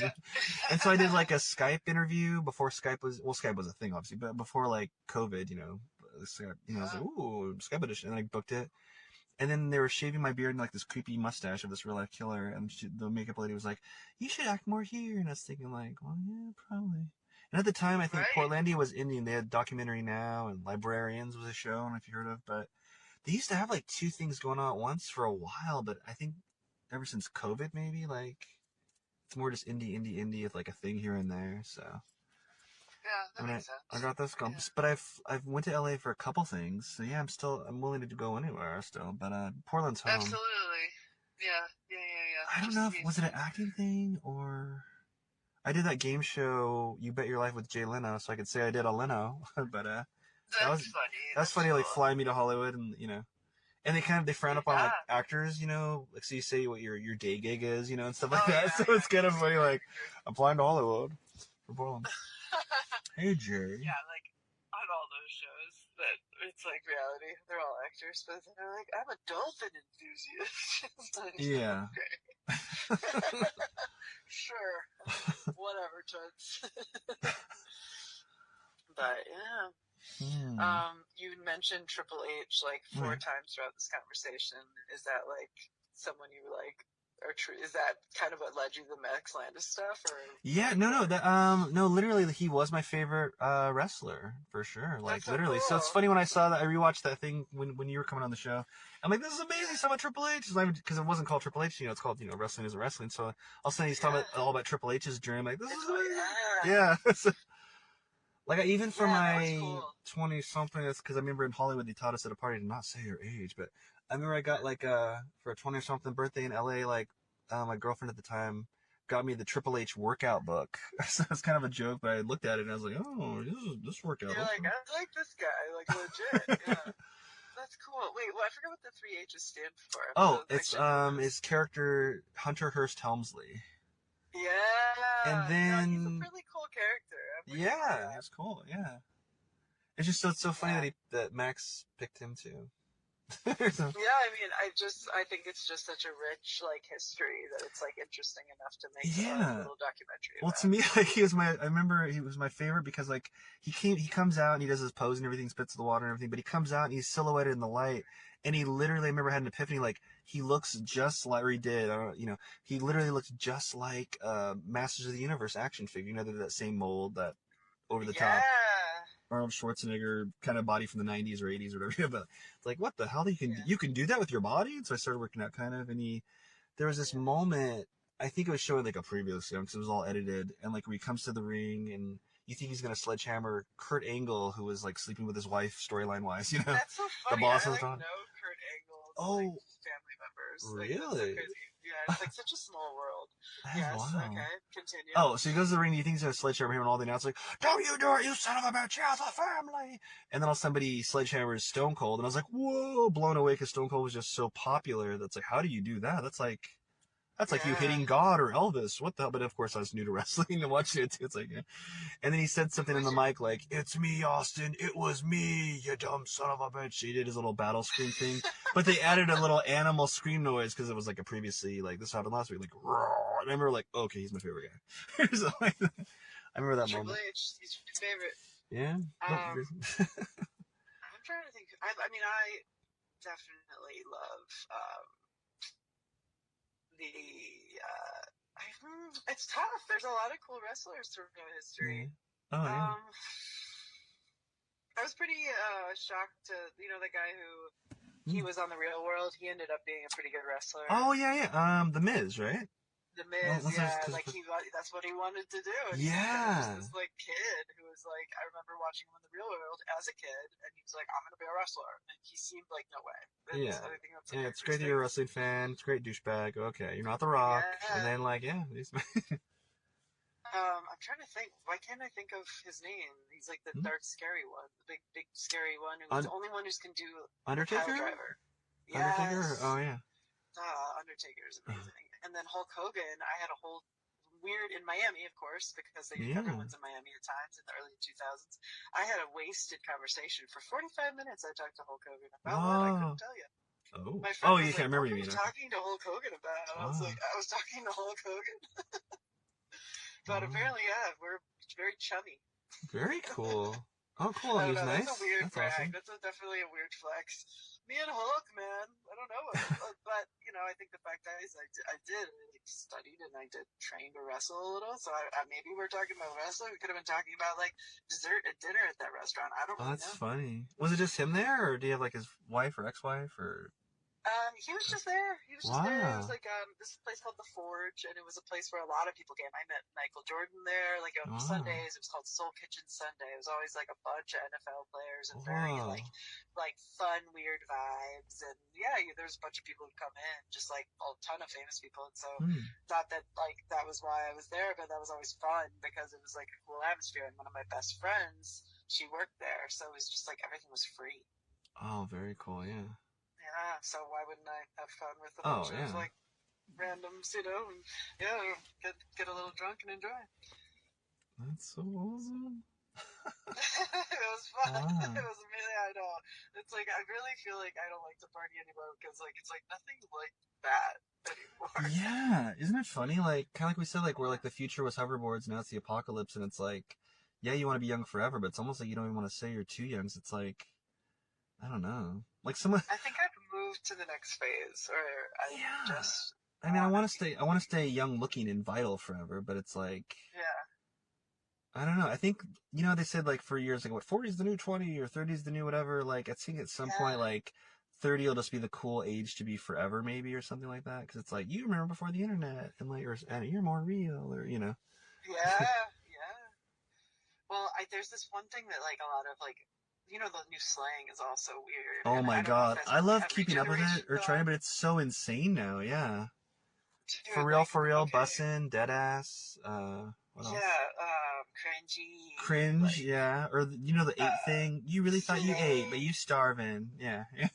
Oh God, right? What else? Oh, like bombastic side Oh, eye. yeah. What about like, Mm-hmm. oh God, this when people are using Cool. a noun and then using that same noun as a verb after, like, this martini's martiniing. Like, Oh, what are you yeah. Like the talking math ain't about? mathin', or yeah. I It's saw on killing something, me. the windy's really winding today, or something like that. What? I've heard that, saw that. Literally, I was dating this guy, and he goes, because he had something in his life happen that was like not good, and he didn't Mm. really want to talk about it, obviously, because I said, oh, like, is everything all good? He goes, just lifing. I'm like, Oh my okay, god. okay, cool, man.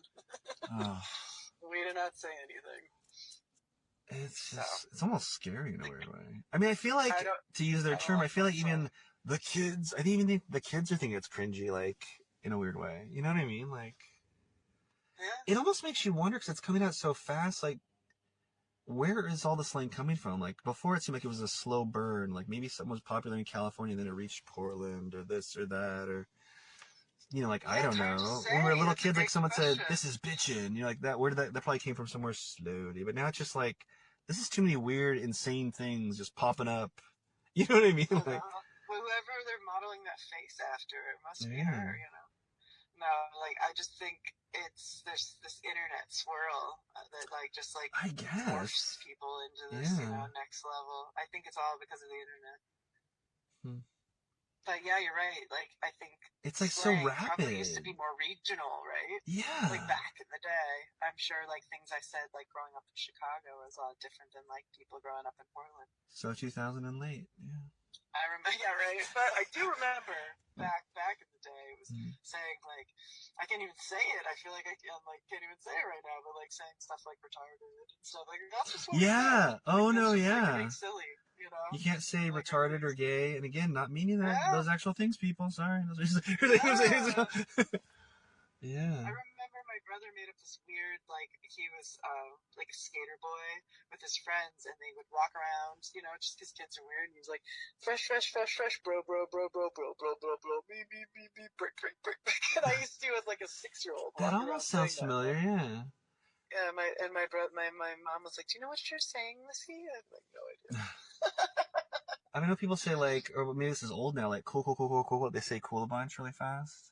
That Uh-huh. sounds like the next evolution of that, maybe. Yeah, cuckoo, cuckoo, Cool, cuckoo, cool, cuckoo. cool. You're like, okay, you're saying cool. Is that you sound like a nervous person? And is it not cool? Like, are you? You know what I mean? Right, right. No, it's not definitely not cool if you say it uh, like that. Oh, it's too many hmm. tones. I think we need a font that's like sarcasm font. That's for sure. For like text and the Oh. texting thing, man, it's not for me. Like of course I'll text, but like I hate when somebody won't really talk to you and you're like texting the conversation. Like I can't talk right now. Like get on the fucking phone with me. Sorry to swear. Oh, you mean to? No, you can go. So like when you mean like Yeah. not talk like verbal, or do you mean like not even Yes, like the way text? we're doing right Oh. now. People just want to text Oh like my some god. stuff, and it's Yeah. like, ugh, Yeah, no, kind of totally. lame. I'm a talker. Like, I do a lot of voice text too. Like, cause Yeah. I don't Oh, know, I it seems like like a that. natural. I like, or even just like a DM video. You can video Oh, yeah. yourself. You do the. I remember too, like, uh, I don't know, like when you had to press like 111 to get like A or B C. Yeah. It's like texting used to be so like difficult. I think I'd like that better. Dude, yeah. And was it, Yeah. do you remember pagers at all or no? I remember barely having a pager. Like, Oh, I don't high think I ever had a school? pager. I just didn't. It just was never Like, they like a were part of still, my. cause they were still around, like, cell phones were Yeah. out, but like, I think pagers were dying, but they were like mad cheap at the mall or something. I was like, okay. Gotcha, of course. Yeah. Get at the mall, your pager. No, Yeah. I did. I think I got my first cell phone in like my senior year of high school. Yeah, no, if that, yeah, dude, cell phones, isn't it just crazy how cell phones have like, we remember It was like before a them, flipping. but there's been so Yeah. many weird rules that shows how fast technology's changed. Where like they would take your phones away in school, remember? And now it's like they can't take your Yeah. phone away in school. Like your $500,000 phone, like no, it's not going in your drawer. And then like Clyde or someone else steals your phone in class. Like no, it's mine. No, you know what I mean? It's just like I remember on I movie just sets where feel you couldn't like have social phones. Yeah. media is like part of our life in a way that's like so much more than we know, and I think for little kids it's like it truly is and part of who they think they are. Like when I sometimes think about who I am in the world, I do associate it with like my social media like presence or lack thereof, or even just watching videos on what people say about the world. And then if I really think about it, if I shut all that out, if I shut it off, my life has nothing to do with any of that. Yeah, isn't it weird when you have like a Christmas or something and you realize you didn't take any pictures and you're like, holy shit, this was a lot of... Yeah. I'm seeing some of these people just like, one time a year. And that was informed. magical or special, or there's always pressure before Christmas or Thanksgiving or whatever. Yeah. I'm like, did I take 2 pictures? Maybe? It's like, holy fuck. Like, yeah. And then, like, you feel like you see people on social media, so you feel like you're actually, like, socializing with them. But, like, sending memes back and forth, that's cool. But, like, is that real connection? Or is that just, like, some weird other form? Yeah. And I've, like, done a lot of stuff for my birthday this year, because we were snowed in for the first time on my birthday. It was, like, iced over another historic snowstorm in Portland. And so I've done stuff like this week or that, but like it was kind of more meaningful than ever before when you got those Facebook happy birthdays. Like, oh, it was like an actual like cards. It felt like, because it's like, well, I'm inside. I had plenty of food and love and all that, but I mean, like, but it was like, huh. So it's like, isn't it just? I thought about it. It's just crazy. Imagine like being quote born after screens end quote, where like someone in the near future could be like, their 30th birthday or 40th or something where they had a breakup, or they just want to stay in. Like, oh, what are you doing for your birthday? I'm just going to stay in and have my favorite meal and look at every single one of my birthdays on my phone, where they can look at every single one of their birthdays. It's like, because nowadays, like, if you say we had a kid, like we'd be taking pictures at the hospital, we'd be taking video on our phones. The kid would have their whole life on video and pictures at least. Definitely their first bike, their first whatever. So you could undisputedly be like, there's probably a setting where you just go to birthdays or something. Or I guess look at the date through the year's history. But yeah. Yeah. Can you imagine? It's really crazy. For your 40th, you looked at every single one of your birthdays, and then pet your cat and went to bed. I'd say that's the like charming side of it. I think that's actually kind of cool. That documenting is really like special. But like, I think the other side of it, like people associating some of their worth to like their social presence, that type of thing. Yeah. That's where like it's kind of weird. Yeah. Oh, I remember there used to be that expression where it said like, "May your life one day be as cool as it is on Facebook," or something like that. I remember that meme passing around. And like none of it's real. It's know. crazy. But then even like I get irked by the people who like, I'm just being real. It's like, just like the whole thing. What about those people? Yeah, not to bash them, but who like they have their whole thing's their relationship on social media, where like they have these pictures cheek to cheek, and it's like, when's that breakup? And then it happens, and all of a sudden like, I hate all men or women or whoever they say, and all of a sudden like then like 2 days later they're with someone else, love of my life. I'm like, wait, this is a different person. Like you. I can't even imagine. I know. I can't even imagine. Like I'd like take that stuff for real. I can't even imagine. I like feel like anxiety even just thinking about it. Like, I have kind of a role that I guess I'll say out in the public world right now. Like I don't know if it's 4 girlfriends ago or what, but where like I was like after a breakup I was like, oh man, and like you're friends with them, and like who's gonna defriend the person first, and you never want to see them with someone else. You don't on social media again. So it's like I had a rule where like on social media, like I don't have like relationships on there. Like I also don't post. Like, there might be something where you see our 2 wine glasses or at a restaurant. Like if people who know you know who you're with, you know what I mean. So it's like so it shouldn't matter. But there's a couple times like years ago where like a girl would be like, why can't we do it? And I'm like, just more room. No, not sketch. So like I'm with you all the time. You know what I'm saying? It's like, you know what I mean? So like. I think for me, I always have felt like if somebody posts pictures with like all their friends and people and stuff, like I'd like to be a part of that. If somebody's taking pictures of teacups, then I'm not a teacup. I understand that, I think it just depends on the type of person and the type of post. Like I certainly don't need a post where it's like all weird coupley and bullshitty, but I don't need to feel like I'm being hidden from your life either. No, I know. I think anyone who do that, I think anyone who do that for the quote wrong reasons and quote like it'd be known, or I don't know, you know what I mean? Yeah, it's kind of like case by case situation, because I certainly also don't need to be like me and my lover and I said yes and all this fucking weird shit. That is like no one's business. Yeah, and so like say if someone say like, oh, we loved seeing you and the person, like you wouldn't like erase their comment. So it's like, people know, if anyone wanted to do a deep dive, they'd be like, oh, you know what I mean? Yeah. Kind of, I think what it comes down to is and you're taking like, selfies together, so, but... yeah, if you're, like, secure with the person, none of it really matters, But I never, like, would make a double selfie profile pic or everything ever again, or, Yeah, no, I get that. Yeah. Sorry, not sorry. I guess that's the new, like, is it the new, the lightest version of a prenup or something like that? It's like preloaded. I think so. Prenups are not a bad idea, Well, I think they're more agreeable than ever before with people now. It's like, well, I think everyone understands, It's less of a huge fight, Well, the whole thing is like, I think truly case by case, but it's nice if you can just walk away cleanly if it makes, if you both make money and it makes sense. Mm-hmm. So. Well, speaking of building an empire, what would be like? This is a question we have from Patreon for our next guest, who is you. So, like, if you had unlimited, like, a carte blanche, like money and funds to work with or build anything, what would it be? Like, would it be a film series? Would it be a Hulu series like Life After Beth? Would it be? Like, what comes to mind first? There's no wrong answer, but it might be complicated with your flight / this and that. You know what I mean? If I had unlimited funds, what I want. That's so interesting that I kind of don't have like something I would like. Yeah. I would want to produce a couple films. I also would want to buy a Cirrus. There's this amazing jet that's like kind of really fun, and I don't know.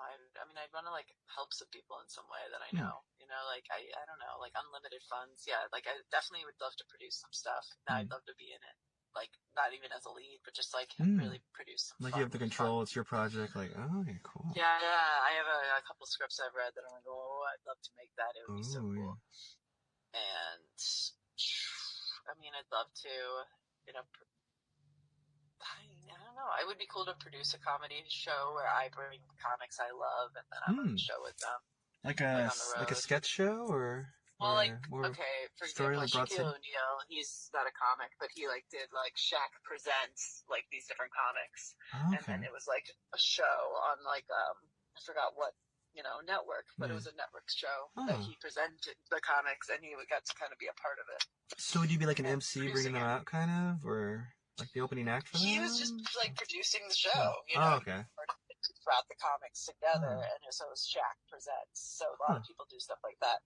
So yeah, it'd be cool to produce a show with comics. I super respect, but yeah, and then produce a couple movies with like I already have like these 2 scripts in mind that I'm like, oh, that would be awesome. Very cool. And yeah, so unlimited, but yeah, I'd want a jet, and I'd want a. I don't know. It's so weird. Like I think at this point I'm in this like weird mode of like I am so much more.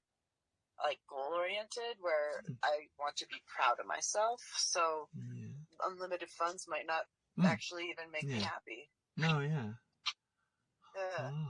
Which sounds really ridiculous. No, it sounds cool. Like you're... The things I'm doing now, this is what I want to do. I want to it sounds like the kind of wisdom someone gets like when they have like a near-death experience, kind of in a way. You know what I mean? Like, right? You're like, well, I'm already me, Kevin. I have it all. Like, okay, cool. That's awesome. There's a way that, you know what I mean? Yeah. If you keep me on unlimited funds, I think it might make me feel a little weird because I'm in exactly what I want to be doing. Whoa. Whoa. I didn't know that till this moment. Oh. I'm like, don't give me the money. I gotta make it. You heard it here first. In fact, you heard it here first, Lissy. I did. Go look in that mirror that might be nearby. It was in you the whole time. Or something like, whoa. You mean all this time I was looking for Squee me? Totally. And actually, the other day I was at this comedy show, and I really did a good job at this one comedy show. And so the producer, he was like, "Liz, you're really evolving," and it made me feel so good. And he goes, "So, like, what are your goals? Like, and would you want to, like, quit flying if you started like headlining on the road?" And I was like, No. Like, this is part of who I am now too. So I don't know. I want to do it all. Yeah, I feel like I'm almost like there too. I mean, I would love to get more financially stable, just to be only do the arts and stuff. But I want to do this show forever, no matter what. You know what I mean? If I was, in the next whatever huge series or whatever. Yeah, no, I like my whole my whole system. I like going to the gym as often as I do. I love, you know what I mean? So, what would you do at unlimited funds? I mean, put more money into this and such. There's a couple charities I wanted to start that I've never heard that they have at all. There's some properties I'd want to buy. I mean, like film properties, like based off like some old shows that no one's heard of. It seems like that I'd make a new version of. Yeah, just creating and Maybe couple some charities. Yeah. Maybe a Triple H be a part of something. That'd be fun. I would love that because it sucks when like some of your heroes are dying off and stuff. You know, like oh man, you know. Oh yeah. Like I would have loved to work with Michael J. Fox, but he's kind of can't do so much now, and because he got me into acting, and yeah, like I love this one actor. Because I'd love to like own the rights to this show Viper. There's this show about a transforming car when I was a kid that was like cool. It's supposed to be like The Day After Tomorrow, and the lead actor from it, who wasn't even that old, I think he's younger than my parents. James McCaffrey, he died recently. He was on like Rescue Me and stuff. You probably saw him in something here and there, but so it's just kind of wild, like oh sure. So yeah. Yeah, it's like crazy, right? It's like, what would I do? I don't know. But no, I definitely want to meet Triple H one day for sure. Tell him how cool I think he is, and like how he got me into physical fitness. I mean, maybe something else. Maybe I would have saw some action movie, but yeah, it wouldn't have got a gym membership without hearing of the game Triple H. That is so positive. Like, what a cool thing for him to have inspired you to do. I feel like he probably did that to a lot of people. Yeah, maybe I'll reach out. Yeah. Thanks. Why not? Yeah. I mean, you have nothing to lose. I think you should approach everything as if people are going to say yes. Because yeah, no, no, I mean I do, but yeah, I should reach out to you. In my mind, I think subconsciously he's such a big guest. I wouldn't think of like, oh, he said yes. It's almost like it's a president, like he's walled off and stuff. But like, yeah. So, no. I don't see why not. I mean, maybe not today, but you just never know, right? Yeah, no, I've had a couple pro wrestlers on, so. Yeah.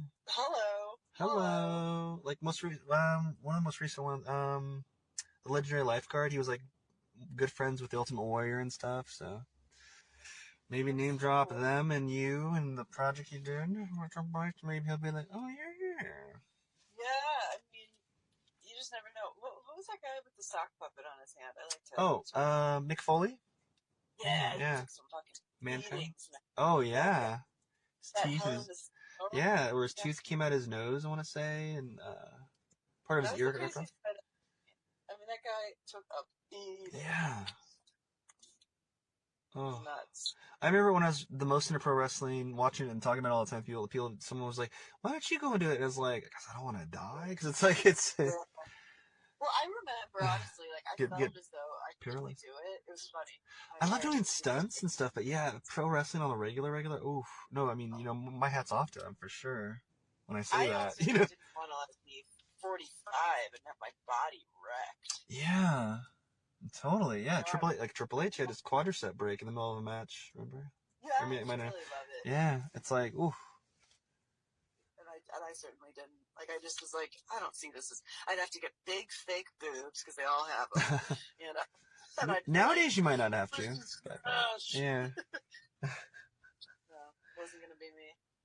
Yeah, I've always loved doing my own stunts and stuff. So I remember, in fact, before I watched wrestling, I was doing this, was it another one act? It was somewhere we went to state with it, too, but in high school, or I think it was high school. It might have been late middle school, but...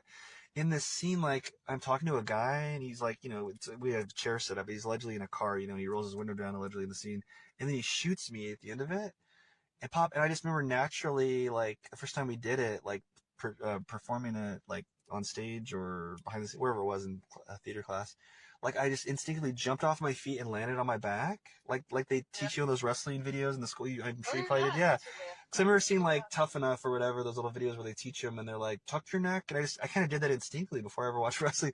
And so I just did this thing, and I think that got us noticed more in the thing where we're just, like, in class, and, like, he does the bang with his finger, and I just fall back, jump back off my feet, and land on my shoulders. Wow. And we did that. Totally yeah, it's just kind of fun. I just naturally knew to, I guess, go limp or whatever to, like, not get in here. It was just fun. I just did it. It was just funny. Distribute the weight equally on your back in a way that keeps you protected. You could fall from a 2-story building in this specific way and be fine. Mm-hmm. actually, the NFL player, the Tua Tagovailoa or whatever, he's like the NFL quarterback for the Miami Dolphins. He was getting like crazy concussions, and so in the off season last year, he went and learned how to fall better. Wow. Huh. So yeah, that's a lot of that comes to wrestling, being able to fall without hurting yourself. Man. Yeah. Mm-hmm. It's good for elderly people as well. Mm-hmm. Yeah. Well, is there anything else you'd like to talk about? No, it's almost time for a take. I was getting a signal from my tech. It's almost time for takeoff. So thanks for we took up enough of your time, and thanks so much for sharing part of your life with us. And it was really great talking to you. Honestly, I'm so glad that you asked me to do this. It was fun. Oh yeah, it's an honor. Oh, thanks so much. Even cooler than I knew you were. I appreciate that, and I look forward to listening to future podcasts, and I just hope you do amazing with all your endeavors, and thank you for reaching out. Oh, thanks. And I already know you're heading to the stars right now, and yeah, everyone should. I definitely know to check you out on stage whenever you're in town, or whenever I'm in Florida, or perhaps when I know you're in LA and I'm there. Perfect. I mean, LA for sure. I'll be back there. Yeah. Absolutely. I'm here just for probably another year. And yeah, I'll be honestly all over the country. I definitely at some point will come to Portland, so I'll let you know. Oh, hell yeah. All right. So it sounds like 50-50. The odds are Portland or LA. Yeah. Yeah. Yeah. Absolutely. Oh. All right. Well, thanks. Take care. Yeah. Thanks so much, Lissy. Thank you. Bye. Good night. And that was the incomparable Lissy Smith. Well, friends, the theater lights have come back on overhead. Please clean up the candy wrappers you snuck in and traverse safely. See you next week, or superfans online at patreon.com/thatkev1show. Good night.